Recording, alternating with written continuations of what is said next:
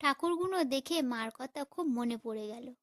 কারণ মা আমার এরকমই জমালয়ের গল্প শোনাতো। কারণ ছোটবেলায় খুব দুষ্টুমি করতাম আর আম চুরি করতাম। মাকে খুব কথা শুনতে হতো। তো মা আমাকে সেই সময় বলতো যে চুরি করলে, ভুল কাজ করলে পাপ হয়। আর ওপরে গেলে মানে মরে গেলে শাস্তি দেয়।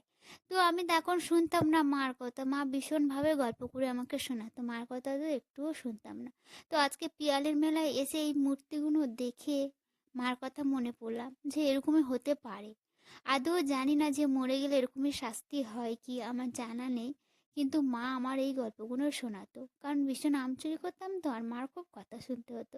তো আজকে ওই জন্য মার কথা ভীষণ মনে পড়ে গেল। না, মা আমাকে এই গল্পগুলো শোনাতো আর আজকে আমি এই মূর্তিগুলো দেখলাম। দেখে অনেক কিছু শিখলাম।